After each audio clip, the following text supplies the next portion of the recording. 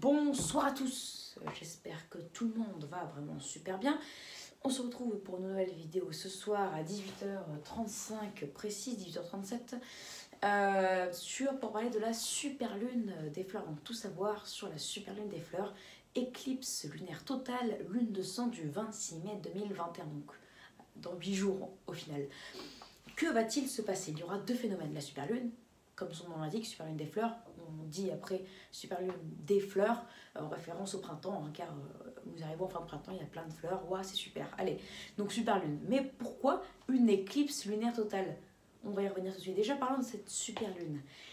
On aura, en ce 26 mai 2021, à 3h51, 3h50 précise, le 26 mai, une super lune, la super lune la plus grosse et la plus brillante de l'année, car elle sera encore plus proche de la Terre que ce qu'on a eu le 26 ou 27 avril 2021. Elle sera à 200 km encore plus proche. Alors vous allez me dire c'est rien, mais si, ça représente quand même quelque chose et on va le sentir quand on va la regarder. Surtout ceux qui n'ont pas vu la super lune qui a eu lieu il y a presque un mois, le 27 avril 2021. Pourquoi? Qu'est-ce qu'une super lune déjà? Tout simplement, une super lune, c'est une pleine lune. Il faut que la lune soit pleine pour qu'on parle de super lune, mais pas que. Il faut surtout que la lune soit à son périgée, donc c'est-à-dire le moment où la lune est au plus proche de la Terre, donc elle paraîtra plus grosse et plus brillante. Elle sera 7% plus grosse que les autres pleines lunes normales et 14% plus brillante. Et elle sera 15% plus grosse qu'une microlune, donc quand la lune est à son apogée, c'est-à-dire le moment où elle est au plus loin de la Terre, et cette superlune sera par rapport à la microlune 14% plus grosse et 30% plus brillante. Donc si la dernière fois que vous avez vu la lune, c'était en décembre dernier, donc décembre 2020, on a eu une microlune, et la lune paraîtra 14% plus grosse et 30% plus brillante. Donc là, vous aurez il y aura une grosse différence dans votre regard quand vous allez regarder la lune. Et là, c'est là que le spectacle sera le plus intéressant à voir. Donc voilà pour cette super lune. Elle aura lieu précisément à 3h50 du matin. C'est là où la lune sera la plus proche de la Terre, mais elle sera observable, on va dire, toute la nuit normalement. Mais en fait, 3h50 plutôt, c'est une heure repère, hein, c'est là où la lune sera plus proche de la Terre, donc c'est là où elle sera la plus belle à regarder, où elle sera la plus brillante, elle sera la plus grosse. Après, si vous la regardez à 4h du matin, c'est pas très grave. Voilà, mais bon, c'est une heure repère, où c'est là où c'est vers 3h50 du matin où c'est le mieux pour regarder cette super lune. Mais il se passera le 26 mai un autre phénomène, l'éclipse lunaire totale. Qu'est-ce que c'est? C'est tout simplement quand la lune devient rouge.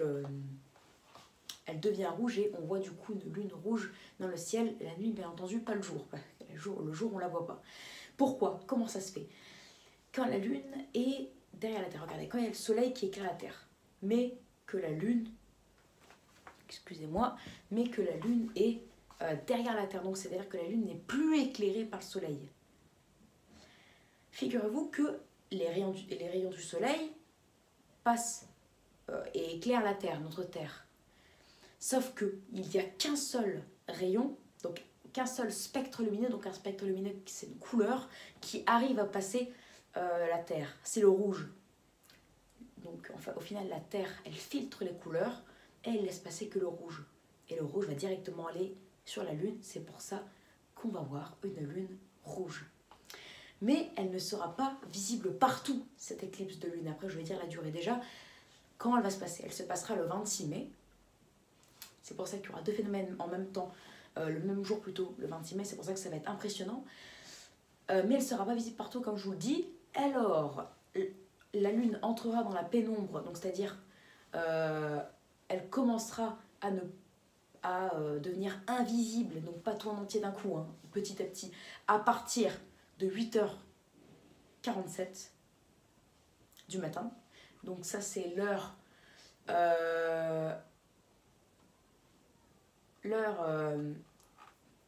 UTC, donc c'est-à-dire on se réfère à cette heure. mais à Paris il sera 10h47 et la lune sortira de la pénombre à 15h51, l'heure on va dire de Paris, et 13h40 et 13h51 pour l'heure UTC, donc l'heure à laquelle on se réfère. Par exemple Paris par rapport à cette heure moyenne mondiale, Paris a plus 2 heures, New York a moins 4 heures et l'Asie a environ plus 10 heures, quelque chose comme ça. Voilà, donc on se réfère à cette heure. Mais donc du coup, comme vous pouvez vous en apercevoir, à Paris il fera jour. C'est pour ça qu'à Paris, en France, on ne la verra pas. L'éclipse durera que 15 minutes, l'éclipse totale. Donc c'est-à-dire que là, on verra la lune complètement rouge seulement 15 minutes. Donc c'est pour ça qu'au final, toute l'éclipse, en fait, ne sera pas intéressante. Il n'y aura qu'un petit morceau de cette éclipse qui sera intéressante. Car sur les 5 heures d'éclipse, 5h03, 5 heures et 3 minutes d'éclipse, il n'y aura que 15 minutes sur ces 5 heures où on verra une vraie lune rouge.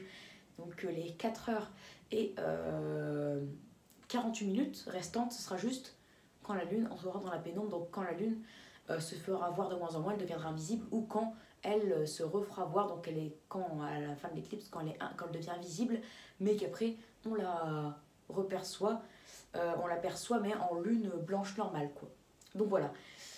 Mais comme je vous le dis, au final, ce phénomène-là, pour nous, les Français, ça ne nous intéresse pas, car elle ne sera visible que sur l'ouest des États-Unis, l'extrême ouest, mais elle sera visible complètement seulement sur l'Australie, et c'est tout, et surtout l'océan Pacifique. Après, sur l'est, le sud-est de la Chine, bon, le Japon sera visible, on va dire complètement, mais sur le sud-est de la Chine, pas vraiment.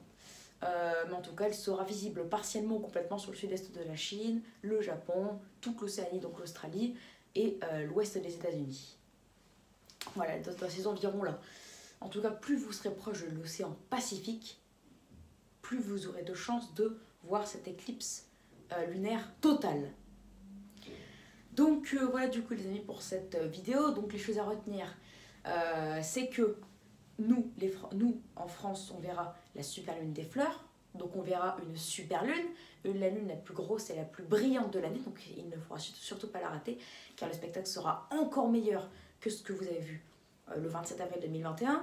Elle aura lieu donc là où la lune sera au plus proche de la Terre, donc là où la super lune sera la plus grosse et la plus brillante, sera à 3h50 du matin, le 26 mai 2021.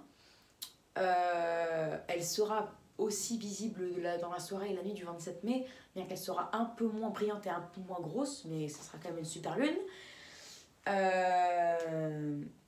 C'est tout. Et pour l'éclipse, elle ne sera pas visible en France et j'ai déjà donné toutes les informations. Donc voilà, vous connaissez la date et l'heure de la super lune en France, voilà, vous connaissez tout. Donc c'est la fin de la vidéo, donc j'espère que cette vidéo vous aura plu. Donc n'hésitez pas à vous abonner pour les nouveaux, liker, partager et n'hésitez surtout pas à me donner des idées pour mes futures vidéos. Allez, excellente soirée à vous et préparez tout pour admirer cette super lune ou voyager pour voir l'éclipse de lune si vous êtes vraiment fan d'astronomie. Ciao!